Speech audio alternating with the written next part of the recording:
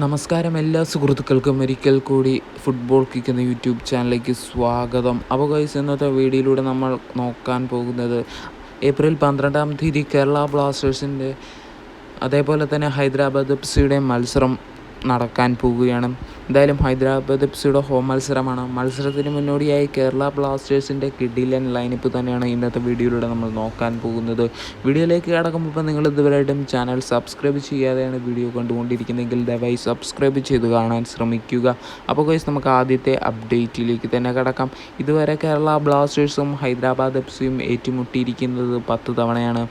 ആ മത്സരത്തിൽ ഹൈദരാബാദ് എഫ്.സി എത്ര വിജയം കരസ്ഥമാക്കി, ബ്ലാസ്റ്റേഴ്സ് എത്ര വിജയം കരസ്ഥമാക്കി എന്ന് നോക്കുകയാണെങ്കിൽ ബ്ലാസ്റ്റേഴ്സ് 10 മത്സരങ്ങളിൽ നേരിട്ടപ്പോൾ 5 മത്സരങ്ങളായിരുന്നു ബ്ലാസ്റ്റേഴ്സിന് വിജയമെങ്കിൽ 5 മത്സരങ്ങൾ ഹൈദരാബാദ് എഫ്.സിയും ബ്ലാസ്റ്റേഴ്സിനെതിരെ വിജയിച്ചിട്ടുണ്ട്.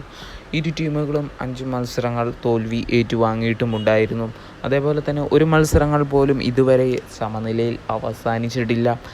അതേപോലെ തന്നെ കേരള ബ്ലാസ്റ്റേഴ്സ് ഹൈദരാബാദ് എഫ്.സിയുടെ പോസ്റ്റിലേക്ക് 13 ഗോളുകൾ അടിച്ചപ്പോൾ കേരള ബ്ലാസ്റ്റേഴ്സിനെതിരെ 11 ഗോളുകൾ ഹൈദരാബാദ് എഫ്.സി തിരിച്ചടിച്ചിട്ടുണ്ട്. നമുക്കറിയാം, ഈ സീസണിൽ ഏറ്റവും മോശം പ്രകടനം കാഴ്ചവെക്കുന്ന ടീമാണ് ഹൈദരാബാദ് എഫ്.സി.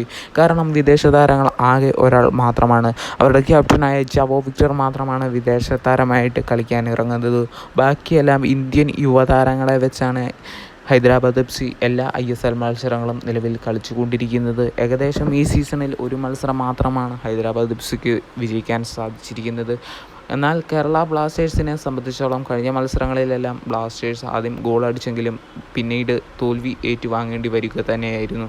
അതുകൊണ്ട് തന്നെ കഴിഞ്ഞ മത്സരം ഈസ്റ്റ് ബംഗാൾ എഫ്.സി എല്ലാം കളിച്ചപ്പോൾ നമുക്കറിയാം, ബ്ലാസ്റ്റേഴ്സിനെ കഴിഞ്ഞും താഴെ നിൽക്കുന്ന ടീമാണ് ഇരു ടീമുകളും. എന്നിട്ടും ബ്ലാസ്റ്റേഴ്സിനെതിരെ അവർ വിജയം കരസ്ഥമാക്കിയിട്ടുണ്ടെങ്കിൽ ബ്ലാസ്റ്റേഴ്സ് ഇപ്പോൾ മോശം പ്രകടനം തന്നെ കാഴ്ചവെക്കുന്നു. അതുകൊണ്ട് തന്നെ ഹൈദരാബാദ് എഫ്.സിനെ പേടിക്കണം എന്ന് തന്നെ നമുക്ക് പറയേണ്ടതുണ്ട്. അപ്പോൾ ഗൈസ്, ബ്ലാസ്റ്റേഴ്സിൻ്റെ ലൈനപ്പ് തന്നെ നമുക്ക് നോക്കാം. അടുത്ത മത്സരത്തിൽ ഗോൾ കീപ്പർ സ്ഥാനത്ത് ലാറ, അതേപോലെ തന്നെ അസർ, ക്യാപ്റ്റൻ സ്ഥാനത്ത് മെലൂസിനെ കാണാൻ സാധിക്കുന്നതായിരിക്കും. പ്രീതം കോട്ടാൽ, സൗരവ്, റെഡ്ഡി, ഡാനിഷ് ഫാറൂഖ്, ഐമൻ, അതേപോലെ തന്നെ ഡൈസൂക്കിനെ ഫസ്റ്റ് 11-ൽ കളിപ്പിക്കാതെ മിക്കവാറും രാഹുൽ KPനെ ഫസ്റ്റ് 11-ൽ ഇറക്കാൻ സാധ്യത കാണുന്നു. അതേപോലെ തന്നെ നിഹാലിന് പകരം വിപിൻ എന്ന് പറയുന്ന താരത്തിനെ ഇറക്കാൻ സാധ്യതയുണ്ട്. അതുപോലെ തന്നെ ഫസ്റ്റ് 11-ൽ ഇഷാൻ പണ്ഡിത സ്ഥാനം പിടിക്കുമെന്ന് ഏകദേശം ഉറപ്പാണ്. എന്തായാലും ഇതായിരിക്കും അടുത്ത മത്സരത്തിൽ ഹൈദരാബാദ് എഫ്.സിക്കെതിരെ ബ്ലാസ്റ്റേഴ്സ് ഇറക്കാൻ പോകുന്ന ലൈനപ്പ്. വീഡിയോ നിർത്തുന്നു. Thank you.